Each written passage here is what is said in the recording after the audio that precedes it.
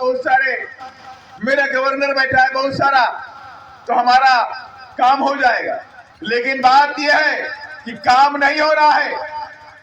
अगर काम हो रहा होता तो माननीय श्री कांशीराम साहब को बहुजन समाज पार्टी नहीं बनानी पड़ती सर। क्यों काम नहीं हो रहा? तो काम किस बात का? अरे हम मजदूरी नहीं मांग रहे, हम आपसे मजदूरी नहीं मांग रहे, हम 5 किलो राशन भी आपसे नहीं मांग रहे।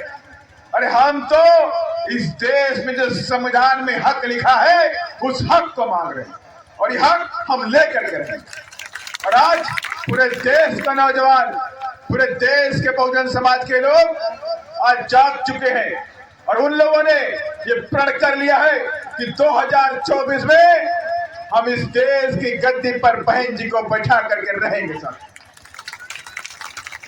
और इसलिए जरूरी है कि 2023 का जो चुनाव आपके प्रदेश में होने वाला है, और इस प्रदेश के अंदर चुनाव में बहुजन समाज पार्टी बड़ी ताकत बनकर के रायपुर पहुंचनी चाहिए, और कम से कम अपने आप में सरकार बना ले। अगर अपने दम पे सरकार ना बना पाए तो बिना बीएसपी की कोई सरकार रायपुर में बननी भी नहीं चाहिए। अगर आप सभी लोगों ने ये काम कर लिया तो मैं दावे के साथ में कहता हूं कि 2024 में इस देश के अंदर, इस देश की गद्दी पर, दिल्ली की गद्दी पर हमारी बहन जी, आप सबकी बहन जी उधर बैठने का काम करेंगे साथ। और मेरी समझ से यहाँ जितनी मेरी माताएं, जितनी बहनें, जितने युवा, जितने भी लोग आए हुए हैं, ये सबके मन में है दिल्ली की गद्दी पर मेरी काश बहन जी बैठे, है कि नहीं है? कितने लोग चाहते हैं कि बहन जी देश की गद्दी पर बैठे? और आप सारे लोग पूरे मन से चाहते हैं कि हमारी बहन जी इस देश की गद्दी पर बैठे। लेकिन देश की गद्दी पर बैठना इतना आसान नहीं है, और इतना आसान नहीं है।